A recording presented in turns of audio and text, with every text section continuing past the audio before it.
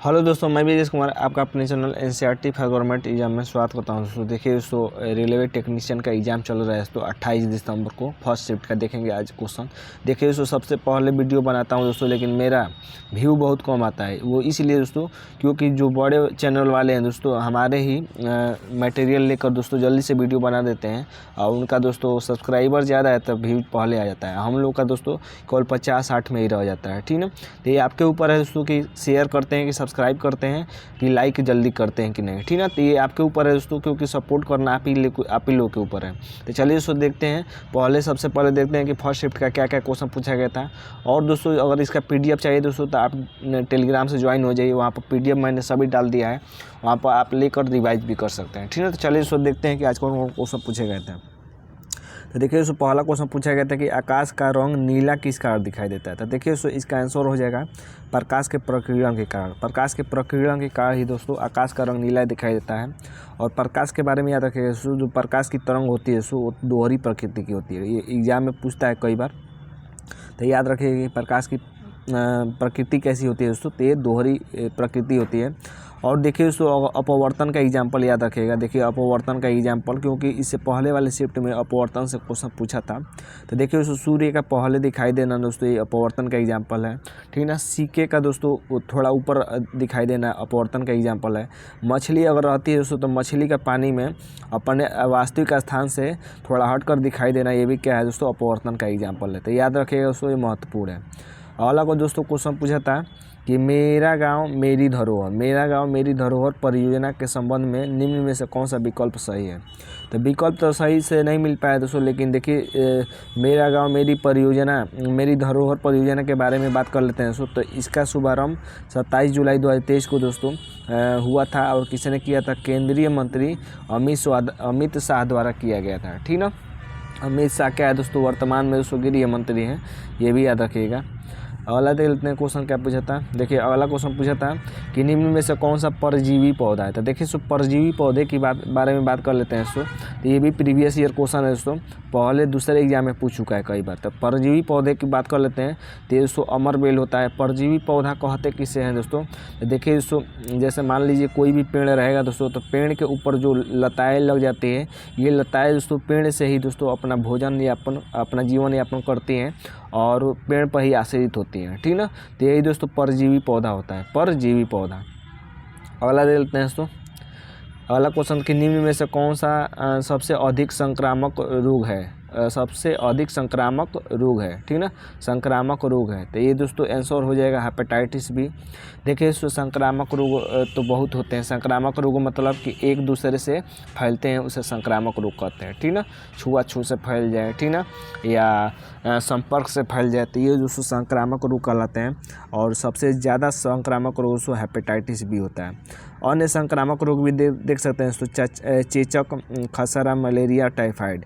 जो संक्रामक रोग होते हैं दोस्तों या तो जीवाणु के द्वारा हो सकते हैं, ठीक ना, या विषाणु के द्वारा हो सकते हैं, विषाणु के द्वारा, या दोस्तों प्रोटोजोआ के द्वारा भी हो सकते हैं, प्रोटोजोआ के द्वारा, ठीक ना, प्रोटोजोआ के द्वारा हो सकते हैं। इसी में बात कर लिया जाए दोस्तों, देखिए दोस्तों जो चेचक होता है दोस्तों ये विषाणु के कारण होता है। खसरा भी दोस्तों विषाणु के कारण होता है। मलेरिया दोस्तों आपका प्रोटोजोआ के कारण होता है।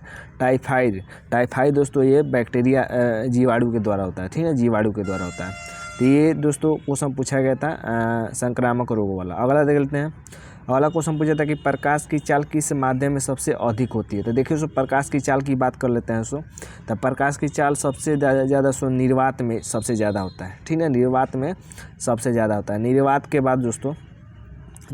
बाद दोस्तों वायु में सबसे ज़्यादा होता है, ठीक ना, वायु के बाद अन्य माध्यमों में ज़्यादा होता है। तो सबसे ज़्यादा की बात पूछा था दोस्तों, तब सबसे ज़्यादा निर्वात में होता है। प्रकाश की चाल क्या होता है दोस्तों, ये कमेंट करके आप लोग बताएंगे, ठीक ना, कमेंट करके बताइएगा कि प्रकाश की चाल कितनी होती है।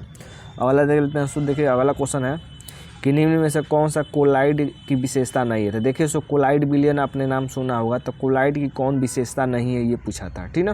तो एक ऑप्शन दिया था दोस्तों क्रिस्टलीकरण दोस्तों ये कोलाइड की विशेषता नहीं होती है, ठीक ना, कोलाइड की विशेषता नहीं होती है। देखिए दोस्तों बिलियन किस तरह बनता है, याद रखिएगा बिलियन।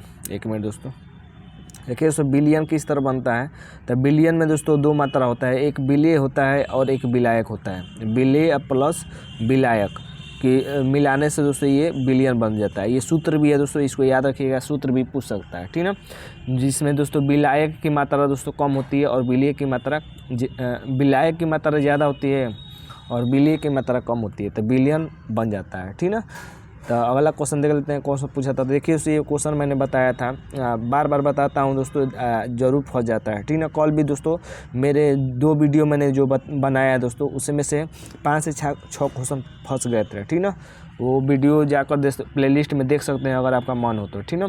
ज़्यादा बड़ा वीडियो नहीं है, 10 से 12 मिनट का है और उसी वीडियो में से दोस्तों ज़्यादा से ज़्यादा क्वेश्चन फंस जा रहे हैं। अभी यही क्वेश्चन ले लीजिए, ये क्वेश्चन मैंने कितनी बार बताया है और कल भी रिपीट हुआ था, कल रिपीट नहीं हुआ था, कल मैंने बताया था और देखिए आज पूछ दिया, ठीक ना।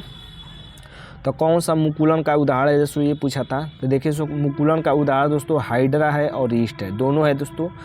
ईस्ट मतलब खमीर, ईस्ट मतलब खमीर। अब दोनों में से जो ऑप्शन दिया होगा वही हो जाएगा दोस्तों। मैंने ट्रिक भी बताया था, एच एम याद रखिएगा, एच से हाइड्रा, एम से मुकुलन। हाइड्रा मुकुलन द्वारा प्रजनन करता है, ठीक ना। लेकिन दोस्तों हाइड्रा विखंडन द्वारा भी प्रजनन करता है, हाइड्रा विखंडन द्वारा भी प्रजनन करता है, लेकिन मुकुलन का पूछा था तो मुकुलन का हाइड्रा हो जाएगा। अगला देख लेते हैं, अगला क्वेश्चन क्या पूछा था। अगला क्वेश्चन पूछा था, देखिए सो पेरिस ओलंपिक से तो क्वेश्चन पूछ ही रहा है हर बार। 23 तारीख को भी पूछा था, ठीक ना, बीच में भी पूछा था। देखिए so star shooter Manu Bhaker ने पेरिस ओलंपिक 2024 में कितने मेडल जीते हैं, ये पूछा था। देखिए so star shooter Manu Bhaker की बात कर लेते हैं। 2 मेडल दोस्तों मनु भाकर ने जीता है, ये शूटिंग से दोस्तों संबंधित है। एक जो तो दोस्तों जीता है इन्होंने, एक जो तो दोस्तों इन्होंने जीता था 10 मीटर एयर पिस्टल के सिंगल इवेंट में जीता था, एक जीता था 10 मीटर के एयर पिस्टल में मिक्स्ड इवेंट में जीता था, ठीक ना। तो इन्होंने दोस्तों 2 मेडल जीता था।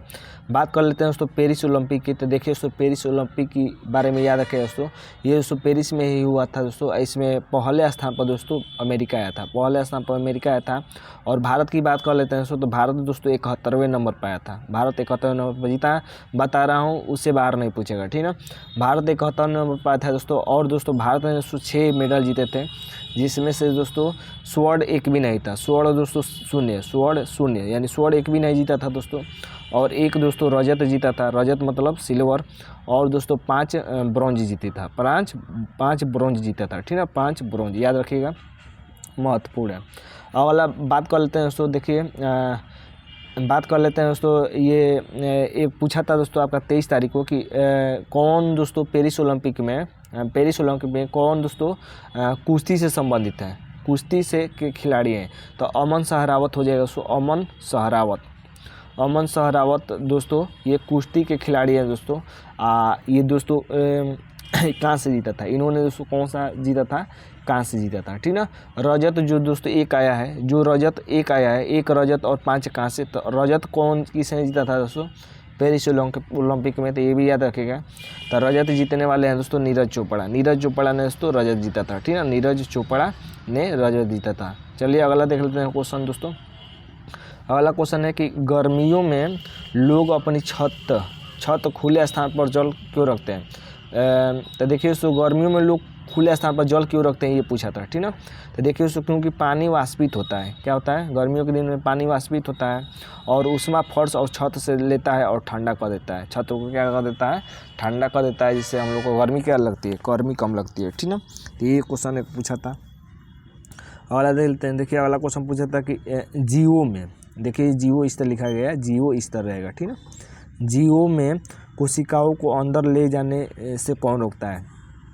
देखिए दोस्तों कोई भी जीव है दोस्तों, तो उसके अंदर कोई भी पदार्थ को जाने से रोकता है कोशिका भित्ति। कोशिका भित्ति मतलब सेल वाल दोस्तों रोकता है। सेल वाल एक कठोर होता है दोस्तों। सेल वाल कैसा होता है, कठोर होता है, इसका कठोर होता है, ये आवागमन का, और दोस्तों ये पादप को दोस्तों रक्षा भी करता है, इसीलिए इसको दोस्तों पादप का सुरक्षा कवच भी कहते हैं, सुरक्षा कवच भी कहा जाता है। और एक दो होता है दोस्तों कोशिका झिल्ली दोस्तों लचीली होती है। बात करते हैं दोस्तों सेल वाल की, तो सेल वाल दोस्तों केवल पौधे में ही पाया जाता है, जंतु में नहीं पाया जाता है। लेकिन कोशिका झिल्ली दोस्तों जीवों में भी पाया जाता है और पादपों में भी पाया जाता है, कोशिका झिल्ली, ठीक है। तो ये भी याद रखिएगा। अगला देखते हैं दोस्तों, राजधानी के बारे में कल पूछा था, याद रखिए दोस्तों। देखिए राजधानी दोस्तों, राजधानी की बात कर लेते हैं दोस्तों। तो पादप में दोस्तों राजधानी बड़ी होती है और जीवों में दोस्तों राजधानी छोटी होती है। जीवों में राजधानी क्या होती है दोस्तों? छोटी होती है, ठीक है, ये भी याद रखिए। अलग देते हैं, देखिए अलग अलग क्वेश्चन पूछा था। मिलान करने वाला दोस्तों आया था संगणन, जमुना और उद्पाथन दोस्तों क्वेश्चन आया था मिलान करने वाला, ठीक ना। एक मिनट दोस्तों, मिलान करने वाला आया था, तो देखिए उसको बता दे रहा हूँ, उसको भी याद रखिएगा। देखिए बात कर लेते हैं दोस्तों। देखिए दोस्तों एक होता है दोस्तों ठोस, तो ठोस, एक मिनट, देखिए दोस्तों मोबाइल से वीडियो बनाता हूँ तो थोड़ा सा लिखने में दिक्कत होता है, तो आप उसको मैनेज करके चलिएगा। देखिए दोस्तों जब ठोस से द्रव में कोई वस्तु जाती है तो वो उसको क्या कहते हैं? तो उसको संगलन कहते हैं। संगलन मतलब गलना कहते हैं। संगलन मतलब गलना कहते हैं। जब द्रव से ठोस में आती है तो उसको हिमांक कहते हैं। क्या कहते हैं? हिमांक कहते हैं। तो एक क्वेश्चन समझ में आ गया कि ठोस से द्रव में जाएगा तो संगलन, और द्रव से ठोस में आएगा तो हिमांक। अब बात कर लेते हैं द्रव से गैस की। तो देखिए द्रव से जब गैस में जो कोई जाता है वस्तु परिवर्तित होता है, तो द्रव से अगर गैस में जाएगा ना दोस्तों तो उसको वाष्पन कहेंगे। क्या कहेंगे दोस्तों? वाष्पन कहेंगे। और गैस से दोस्तों द्रव में आएगा ना दोस्तों तो उसको संघनन कहेंगे। क्या कहेंगे? संघनन, संघनन कहेंगे, ठीक ना। और दो और रह गया दोस्तों, तो देखिए कोई वस्तु सीधे या तो ठोस से गैस में चली जाती है या गैस से ठोस में चली जाती है।